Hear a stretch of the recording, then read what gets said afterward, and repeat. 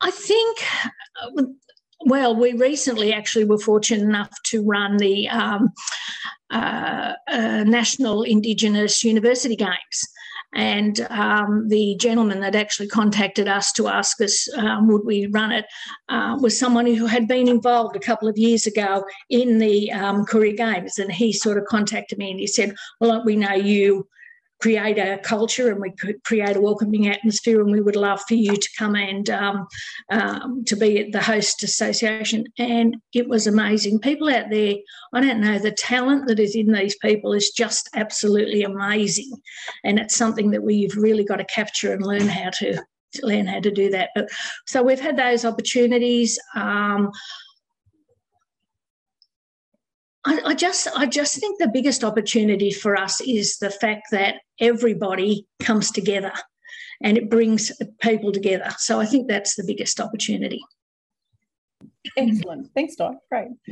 Now, Marie, let's bring you into this conversation as well. So in your role at Lake Macquarie Council, I'm sure you have experienced this being done in a variety of ways, but how important are relationships to reconciliation?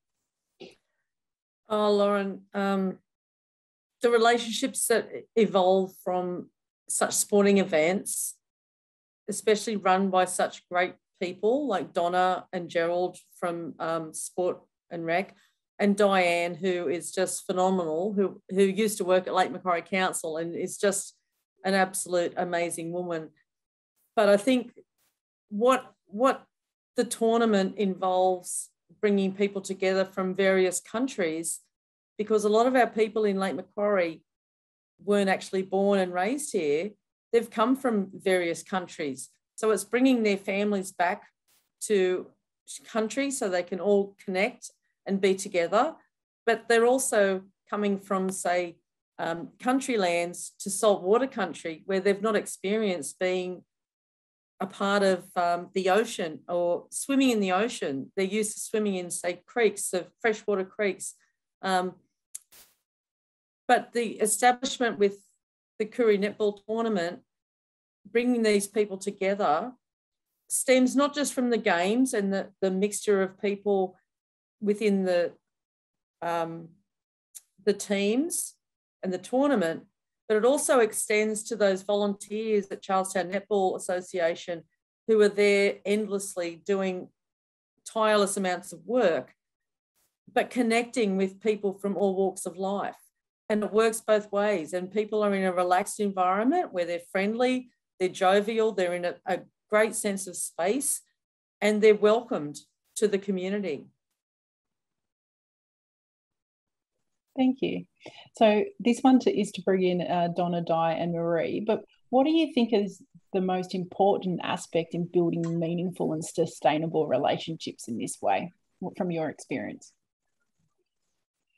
Yeah, I think from my experience, it's really about having that open communication. And I think we have a moment of truth where there's, if somebody wants to ask a question, whatever it is, it's it's a possibility. It's not, no one's going to be step on eggshells, if you will. So everybody's very open and very honest and very transparent. And I think that we all feel the sense of, usually not the first day we're too crazy running around, but when you take a moment to breathe and enjoy it, just looking out over the court and and looking at it and knowing that we contributed to this. This is in essence the essence of reconciliation. We have non-Aboriginal people playing, up to 3 non-Aboriginal people playing in each team. This is about Charlestown Netball supporting and engaging, and Lake Mac and Marie coming together with it as well. Do you know what I mean? Like, it's a big sense of pride, and I think that's testimony to our relationship as well. I think it's that we're all there for the same one reason. We want it all to work. We want it all for everybody to be together. We want to offer opportunities for all of these young players, as well as the mums and dads that come with their littlies to play a game and have fun as a family and that. So I think we just are all there for the same reason. I couldn't agree more. And I've only recently come on board, and it was a pleasure to meet Gerald, and I've met Gerald many times, but with Donna, and seeing some of the issues that Donna tackles throughout the tournament in such a respectful manner. Someone's got an issue, they come to her, And Donna's so calm and pleasant and just makes people feel at ease. And in relation to Di with raising the flag upside down or having the flag upside down, that's happened at one of our NAIDOC events just recently by an Aboriginal person. So don't feel bad. And we've been able to bring on board our timber flags and have our mayor come along, and who's born and raised in Wellington, and who's also so respectful of our community and really values the coming together of people from all walks of life. Some beautiful key takeaways there. Now, more importantly, Crystal, you've been waiting there to the side, and I'm sorry I've left you out. What she shared with us earlier was she found her first Koori medal, and she was showing me her medal from the Koori tournament when she arrived, which was pretty awesome. So from a player and an athlete's aspect here, Crystal, what does it mean to participate in a tournament like this to you, and why is it important to community? I think it brings my family to Newcastle as well, because I'm from Dubbo, as you said, and everyone in my family is a netty head. It's just unbelievable, and it brings everyone to Newcastle, and it's just a whole community thing where everyone can meet up with everyone, and everyone has so much fun, and we all share stories at half time. We all it's just not one team against another. It's family compete against family. It's never, I know we get a bit competitive, but it's, at the end of the day, everyone's just so friendly with everyone. Doesn't matter if you're related or not, everyone gets called sister, cuz, doesn't matter. It's just everyone, it brings everyone together. And I think that's the most important thing, because it just means a lot to me, because it brings my family to my home, my new home. And I love showing them around, because I feel like they may not have been here too many times or whatnot, and they only travel for the Koori Knockout. So that's the one thing that I mainly look forward to. As soon as Koori Knockout gets announced, I'm just like, yes, bring it on this year. But terrible about COVID. It is unfortunate about COVID, but don't worry, we've got plans next year. We're coming back bigger and better, ladies, aren't we? And I'm sure that will mean everyone will come and be a part of it, and you'll have your family very close to you, Crystal. Now, you also have a very unique connection with Giants Netball, which we spoke about earlier and touched on. Can you tell us a little bit about that journey and how it all come together for you?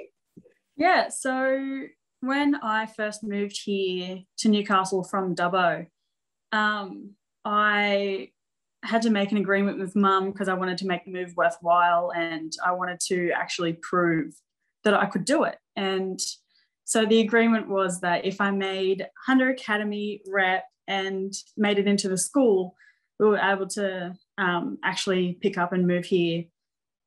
And so through Hunter Academy, I met Sam Pullman, because she was doing she was giving back to the community. She was coming in to help coach, all that sort of stuff. And I unfortunately got injured. So I was out for 6 months in a boot, and I just could not do anything. But she went out of her way to include me in everything. So I painted a hat to thank her for all her efforts and still including me and all that sort of stuff. And then she took that hat to the Giants HQ and said, if you need someone to design these Indigenous round dresses, I have the person. We spoke about it a few times, because I still message her every now and then. I honestly can't believe, I still can't believe it. It's going 4 years, 5 years now. And I still sit back and wow, what are the chances that someone like me would be able to do that? And then it's made me develop more skills, made me want to learn more and build my identity. So it's encouraged me to teach other people about the Aboriginal community, and just encouraged me to inspire other kids as well. So But yeah, so meeting her through Hunter Academy. It sounds like a crazy ride to actually get you to be yeah. there. It's like a movie. It is. It's a pinch me moment. I suppose my next question for you in that is, though, it's a very unique, you had a unique opportunity, and obviously your injury may have connected you back to your art again, because I suppose between all that, you've been very connected with netball and what you were doing and trying to get on that pathway. What are some of the most memorable highlights, I suppose, from the relationship, or some of those pinch me moments that you've had during this process? Oh, definitely when Jo Harton recognised me. It's like she fangirled as well. And I kind of like stood back and was just like, hold on, I'm the one fangirling over here. Like, this is beyond crazy. One of the examples of that is like one of the last dress launches that I had to go in for the media launch. I think they were still carrying on their training when I arrived, and Jo stepped out of the gym for a couple seconds to get a breather. She looked over, saw me, she goes, oh my God, it's Crystal. I was like, oh, it's Jo. Like, we just kind of saw each other. We were both fangirling, because like we've created such a bond that, like, even when I get notifications that someone followed me back on Instagram or stuff like that, I look at my phone and I'm just like, what is going on? Like, I still get starstruck because we've still got that friendship, but like, it's just created a weird thing. Like, I can never get a grip on it. I think it's very cool. I think it's very awesome. It is very awesome, and not many people can say that they have that connection or been able to have that relationship that they have had with the club since its infancy. So congratulations, and I hope it continues on for many years to come. I personally can't wait for your next dress design, and also looking forward to what the design may be, because I see that you're repping your jumper, which I think majority of might have as well. Now, we're wrapping up slowly, coming close to the end of our webinar, and I haven't seen any questions that have popped up. So I'm going to roll into my next bit, but if anyone has any questions, please feel free to do that. I would like to thank you all for your attendance tonight, but more importantly, I'd really love to thank our panellists who've been a part of these conversations. I hope you've taken a few key takeaways out of it, which you can start to think of how you might be able to implement with that within your community. As you can see, everyone is one step forward, I suppose, and you can try a few different things. Crystal, I have a question for you.